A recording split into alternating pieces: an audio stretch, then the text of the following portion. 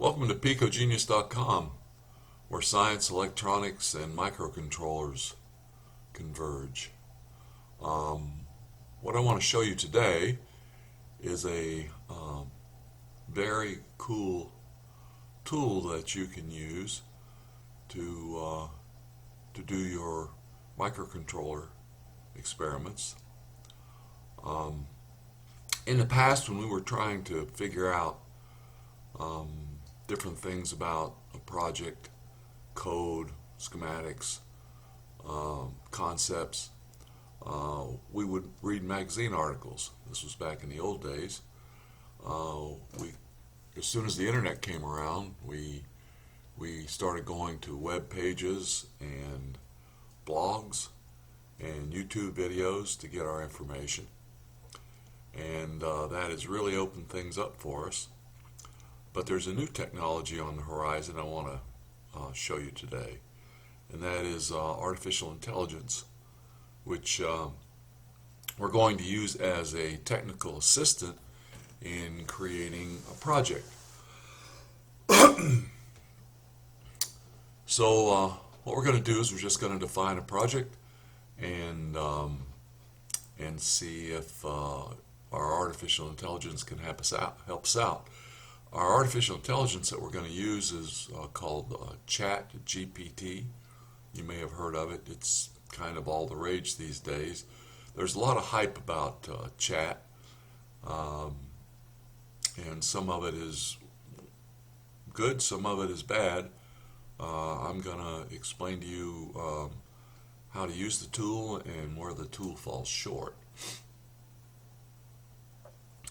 So let's just say we define a project.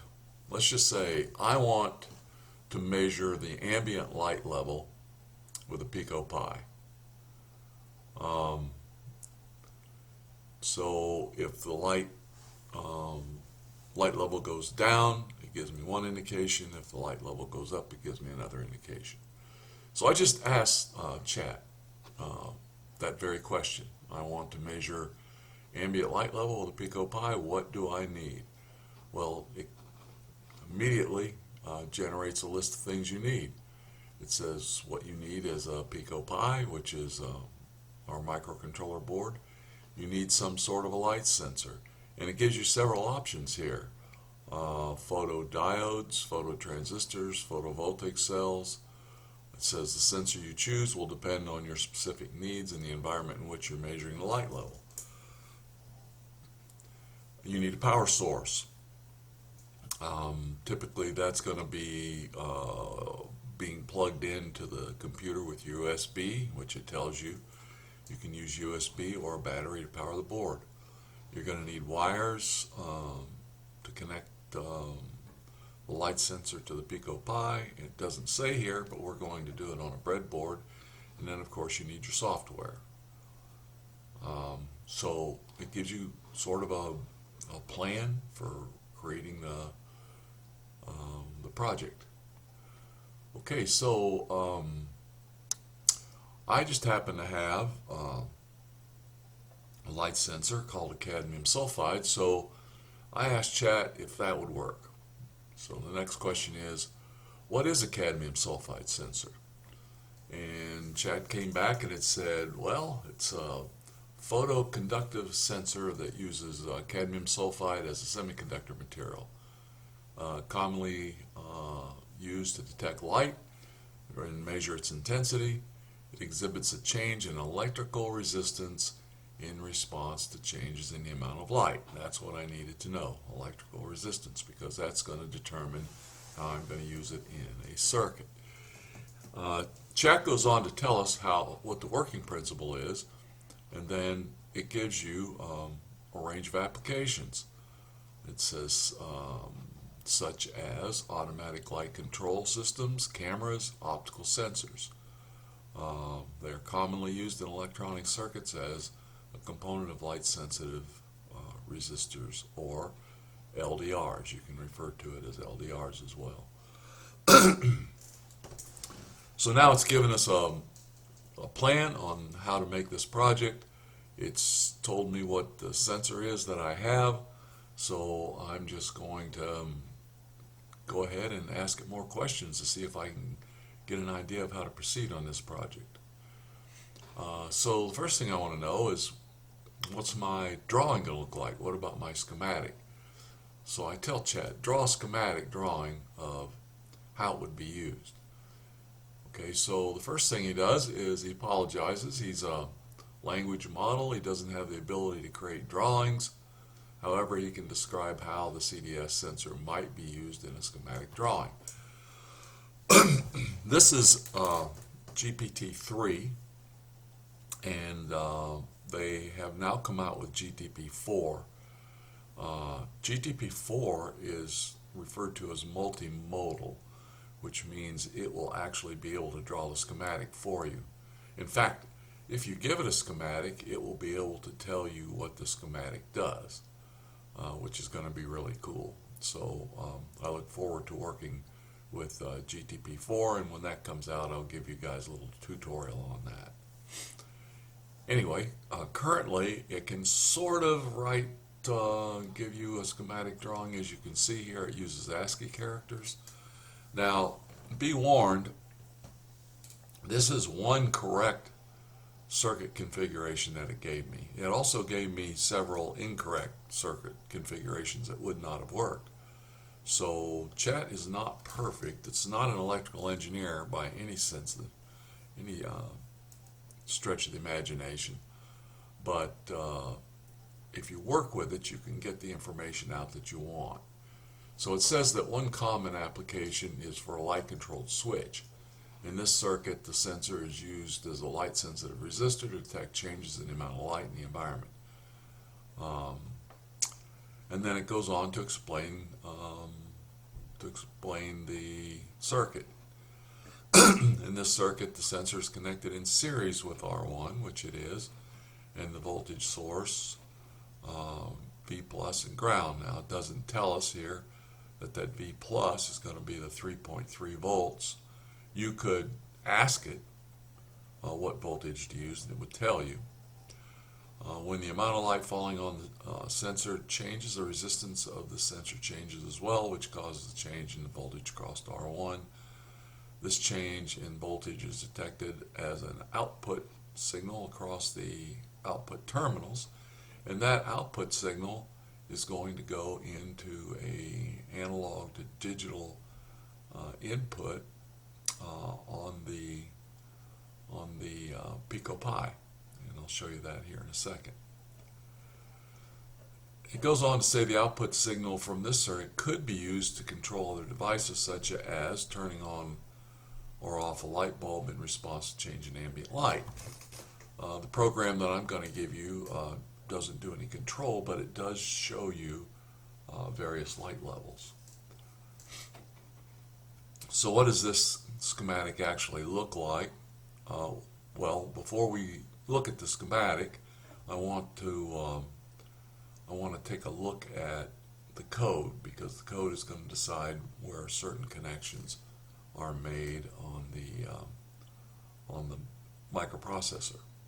Now, when I initially asked Chat, I said, hey, give me a program that will use the cadmium sulfide to measure ambient light. And it gave me this program minus the while loop, which meant that the program would run through one time and terminate. So I'd have to, each time I wanted to know the ambient light, I had to run the program. So I said, hey, can you make this reading continuous? And this is what Chat did. It said, sure, here's an updated version of the MicroPython code that reads a sensor loop, and it just put all of my sensor readings in a loop. That works pretty well. Now, what we're going to do in the last part of this tutorial is we're going to cut and paste this code directly into Thonny and run it just like it is, and see what happens. Now, one of the things I wanted to point out here, it defined the ADC pin as ADC 0. So we need to know what physical pin on the processor that is. Alright, so to do that, we go to the microprocessor drawing and we look for ADC0, and there it is. It's on physical pin 31. So when I connect my circuit up, I want to connect the output of the voltage divider to pin 31.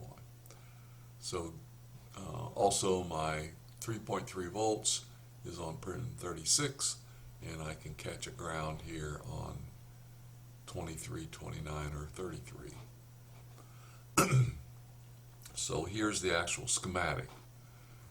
You'll notice it's just a Pico Pi, it has a USB connection, it has a cadmium sulfide sensor, and it has a 10K resistor. The 10K and the cadmium sulfide are in series. One side's connected to 3.3, the other side is connected to ground. Between the two, I take that signal and I go to GPIO 26, which is ADC0. Very simple.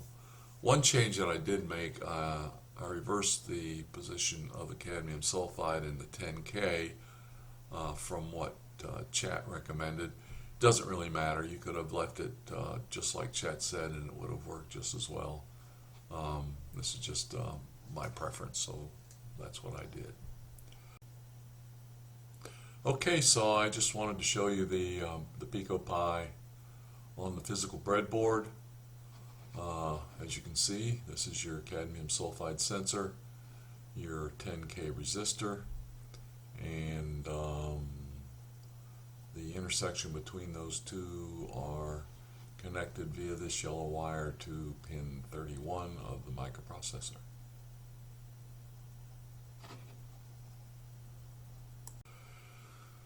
So this is the hardware, the program, all recommended by your AI. So the next thing that we're going to do is we're going to go and we're going to take the code that we cut from the chat screen and put it into Thonny and run it and see what we've got. So here we are in Thonny, which is the IDE for Pico Pi development. What I did is from the chat screen, I highlighted the text, I did a Control-C for copy, and then I came to Thonny and did a Control-V and just dropped it directly into the Thonny application. Now be aware that I haven't done a single thing to this software. This is the way it came right out as recommended by the AI. So we're going to run this software and we're gonna take a look at what it does. Just as a quick precursor, the only thing that it does is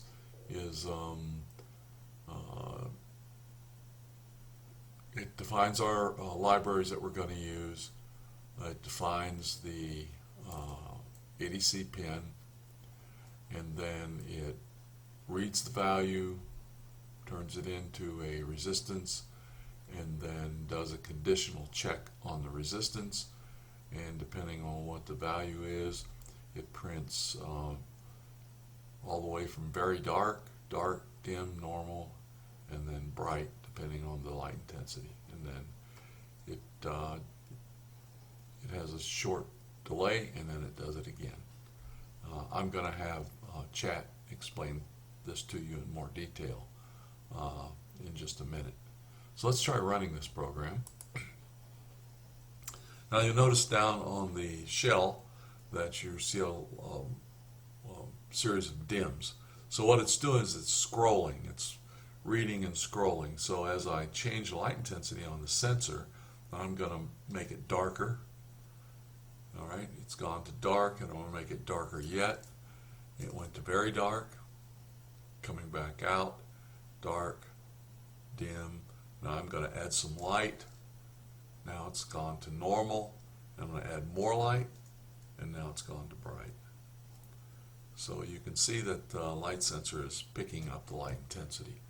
I don't like the scrolling, so I asked Chat. I said, "Hey, can you get rid of the scrolling for me?"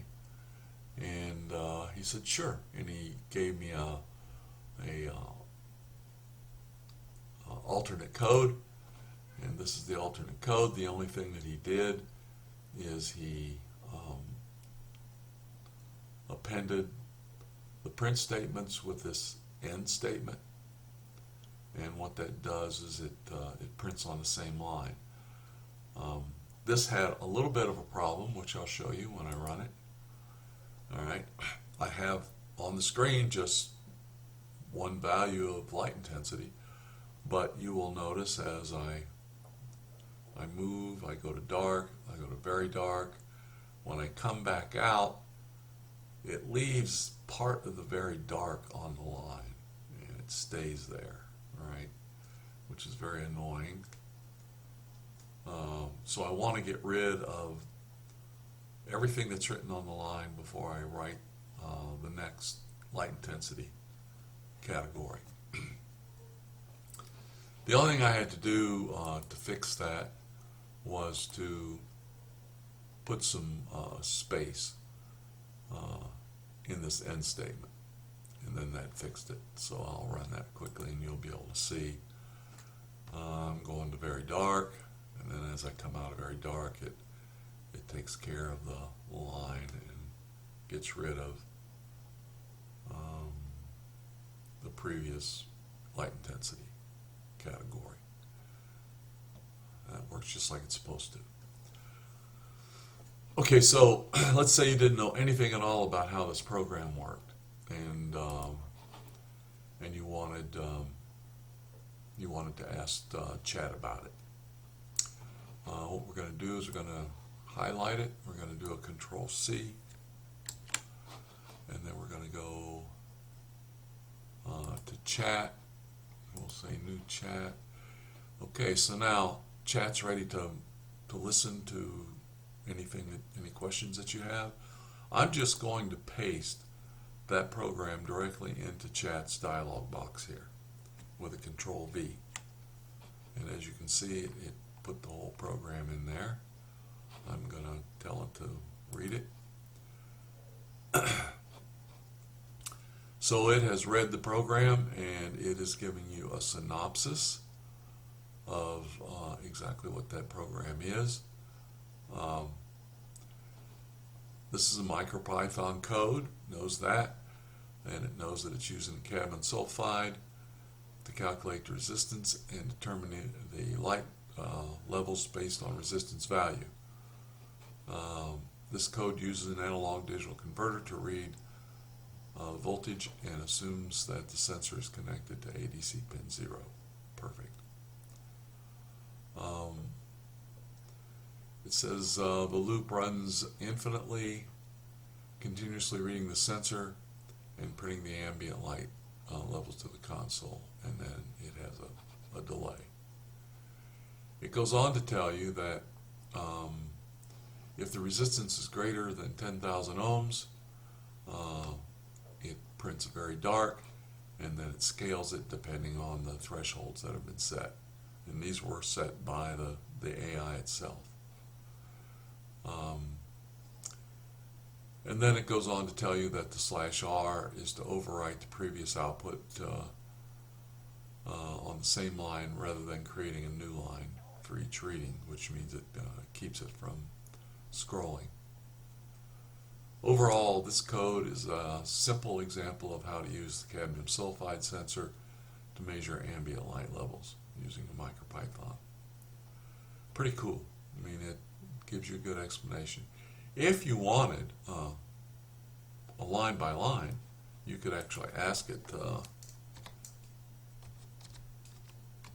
explain in more detail.